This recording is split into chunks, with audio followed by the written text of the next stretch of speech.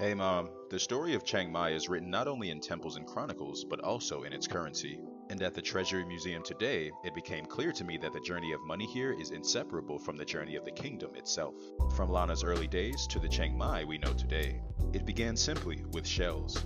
Cowrie shells, smooth and delicate, were among the first currencies. They carried value because of their rarity, but also because of what they symbolized. To the people of Lana, these shells represented fertility, life, and abundance.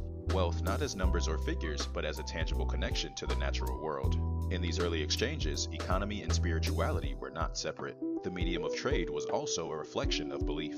As the kingdom matured, so did its needs. Trade stretched farther, markets grew busier, and the exchange of goods demanded new levels of precision.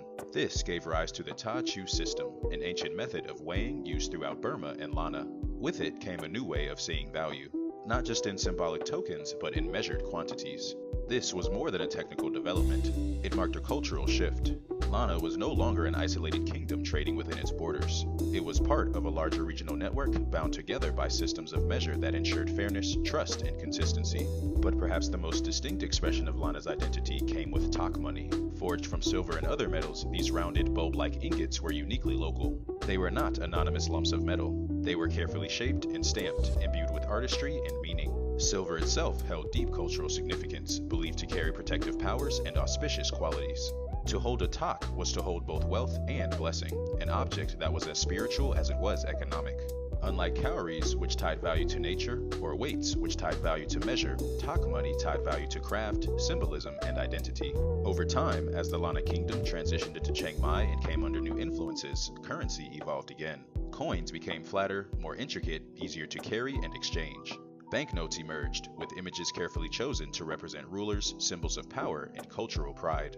The shift in materials, from shells to silver to printed paper, reflected not only advances in technology, but also changes in authority, politics, and worldview. Each era chose what to place on its money, and in doing so, each era left behind a message. This is who we are, this is what we value, and this is what we want to be remembered by. When you step back, the evolution of currency mirrors the evolution of Chiang Mai itself. A kingdom that began in harmony with the natural world grew into a trading hub connected to distant regions, and then into a city defined by both resilience and adaptation. The materials of its money shifted, its artwork transformed, but through it all, the essence of identity endured. Continuity survived within change. And just as Chiang Mai itself has endured centuries of transition without losing its essence, so too does its currency reflect that deeper truth. Resilience is not about resisting change. It's about evolving through it. I left the museum and that was it for my day. Okay, love you. Bye.